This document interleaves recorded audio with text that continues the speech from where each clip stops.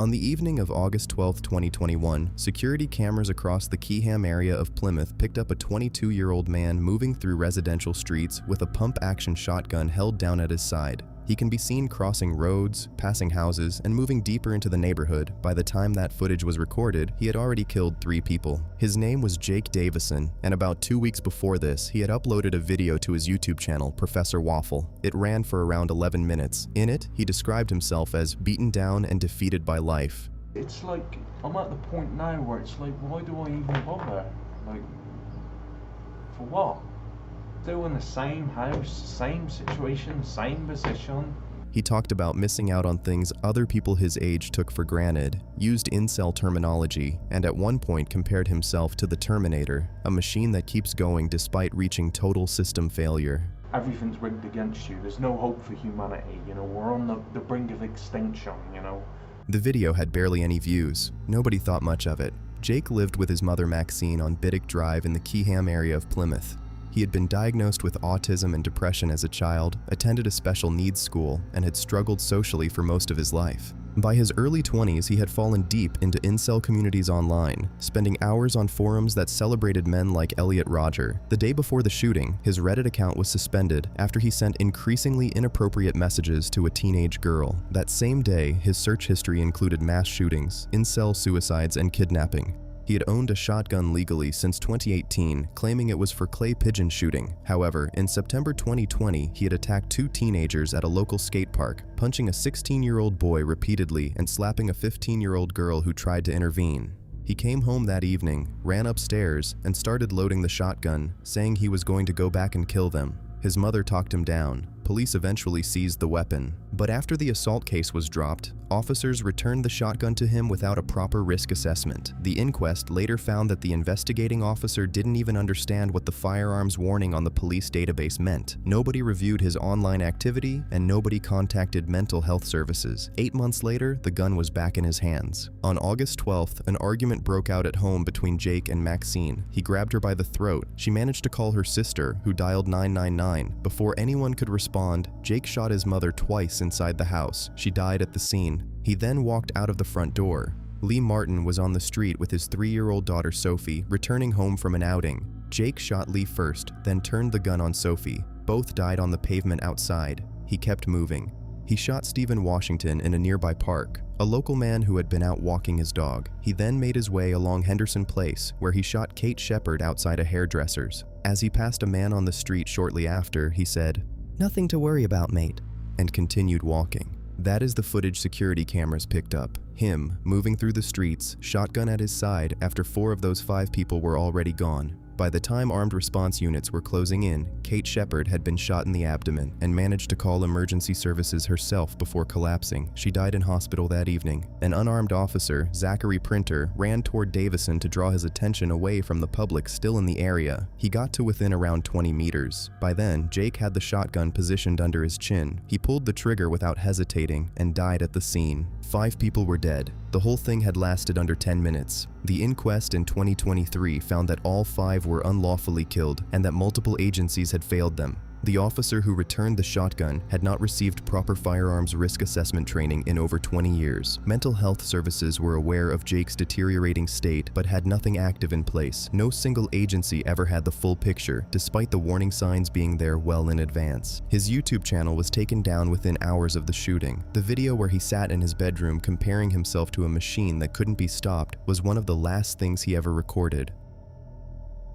On the morning of May 24th, 2022, hallway cameras inside Robb Elementary School in Texas picked up an 18-year-old walking through the corridor with an AR-15. A teacher's voice screams on a 911 call, and a child at the far end of the hallway spots him, turns, and runs. Salvador Ramos walks past and enters a 4th grade classroom. He fires over 100 rounds in the next 2.5 minutes. Salvador Ramos had grown up in Texas, always on the outside of everything. Classmates bullied him relentlessly for his stutter and for the eyeliner he wore.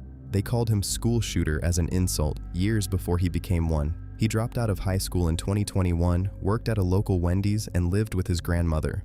No criminal record, nothing on paper that should have set off alarms. However, everything he was doing online told a completely different story. On social media platforms, he would tell people who asked if he was planning to shoot up a school. His TikTok bio read, "Kids be scared in real life." He sent videos of himself driving around holding a bag of dead cats. He shared violent content in private chats. On one platform, other users had already started calling him the school shooter long before May 24th, assuming he was joking. A few days after his 18th birthday on May 16th, he uploaded 2 videos to a YouTube channel now deleted. The first showed a dead cat lying on the ground. The second showed him in his room, holding up a DDM-4 AR-15 rifle and panning the camera over it. The rifle in that video was one he had legally purchased the day after his birthday. He came back 3 days later and bought a second one. He also bought over 1,600 rounds of ammunition. On the morning of May 24th, an argument broke out at home between Salvador and his grandmother. He shot her in the face, but she survived. Before leaving the house, he sent a message to a girl he had met online. "I just shot my grandma in her head. Then, I'm going to shoot up an elementary school." She replied, "Cool," assuming he wasn't serious. He crashed his grandmother's truck into a ditch near the school, climbed out carrying the rifle and 730-round magazines, scaled a fence, and walked through an unlocked side door. That's when the hallway camera picks him up. After he entered the classroom and opened fire, 7 officers rushed into the building at 11:36. At 11:37, Ramos fired at them through the door. They retreated to the far end of the hallway and stayed there. Outside, parents were pressed against the chain-link fence begging officers to go in. Inside the classroom, children were calling 911, whispering for help, staying as quiet as they could. The school district police chief, Pete, stood in that hallway for over 30 minutes and spoke through the classroom door to Ramos while children were still alive inside. Investigators later confirmed the door was not locked the entire time. At 12:50 in the afternoon, a Border Patrol tactical unit ignored the command structure, breached the door, and killed Ramos. 19 children were dead, all aged 9, 10, or 11. 2 teachers were dead, 17 others wounded. His YouTube channel was taken down by YouTube within hours of the shooting. 2 videos uploaded less than 2 weeks before May 24th on a channel nobody had ever watched. On the evening of August 1st, 2023, surveillance cameras at a convenience store on FoePound caught Daniel Sancho picking up a knife, rubber gloves, and cleaning supplies. He wasn't cooking, and his guest hadn't even landed yet. Daniel was a 29-year-old Spanish chef and YouTuber who ran a channel called Puro Disfrute, where he posted videos about recipes, travel, and food. His father and grandfather were both well-known Spanish actors, and Daniel had been building his own name through catering and content creation in Madrid. The guest he was preparing for was Edwin Arrieta, a 44-year-old Colombian plastic surgeon. The two had met on Instagram in late 2022, bonding over food and travel, and over the months that followed, the relationship had grown into something more intimate. However, Daniel would later claim it had become something he was desperate to get away from. He said Edwin had grown obsessive, using intimate photos and videos as leverage, sending threats, making him feel like he had no way out. He had even told Edwin he was engaged to someone else, hoping that would end it. Despite all of this, Edwin boarded a flight to Thailand. There were apparently discussions of him eventually relocating to Spain. On August 2nd, Daniel picked Edwin up from the pier. They rode around the island on motorcycles, had dinner, and went back to the bungalow. At some point that night, an argument broke out. Daniel's version was that Edwin threatened him, that a struggle followed, and that Edwin fell and struck his head on the bathtub. But the knife, the gloves, and the garbage bags, all bought the night before Edwin even arrived, told a different story. What followed after that took around 3 hours. Daniel dismembered Edwin's body into approximately 14 pieces, cleaned the bungalow, and split the remains in 2 directions. Some went into a nearby landfill stuffed inside plastic bags. The rest went into the sea, carried out on a kayak he had also purchased in the days prior. The following morning, trash collectors found parts of Edwin's remains in a fertilizer sack at the landfill. Investigators recovered the torso and head from the north shore of the island shortly after. That same morning, Daniel walked into the FoePound police station and reported Edwin missing. It didn't hold up for long.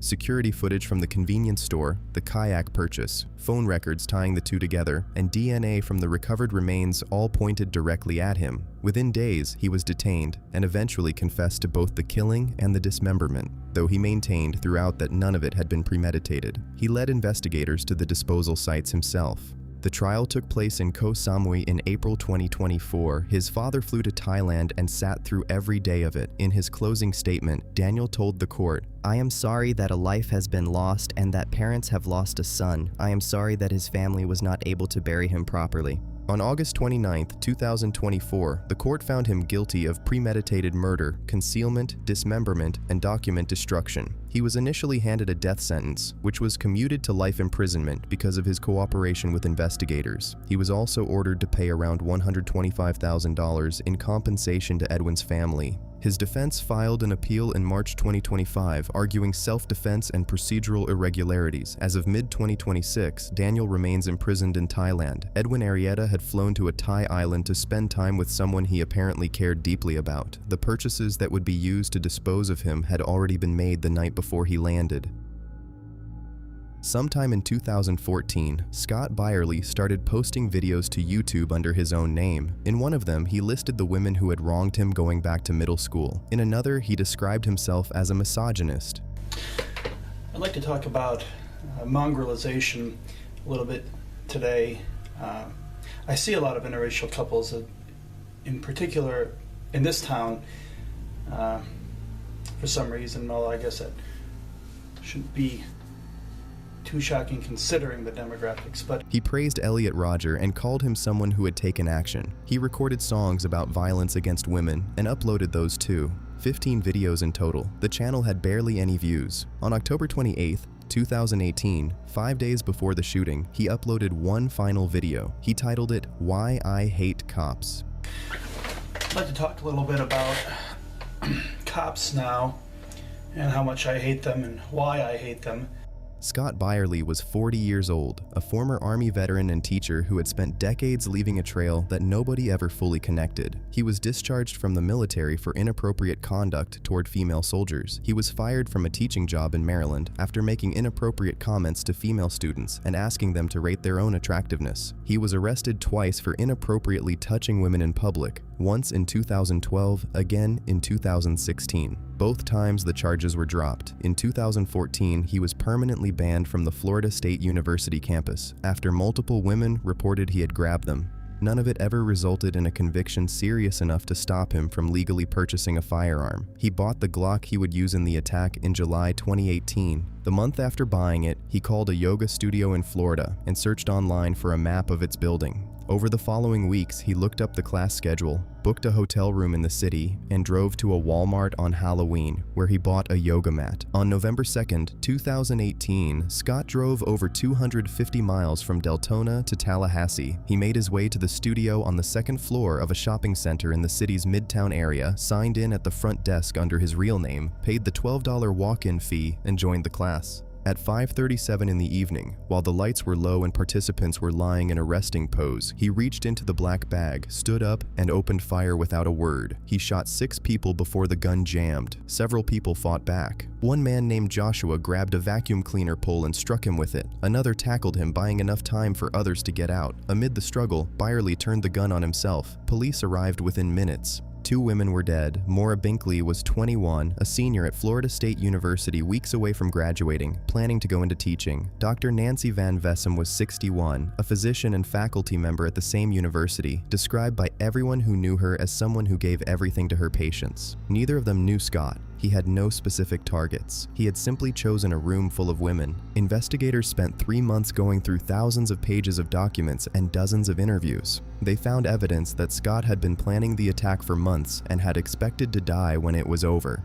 His written materials contained themes of violence against women going back years. His YouTube channel was taken down within hours of the shooting. The 15 videos had been sitting online under his real name for 4 years, nobody watching.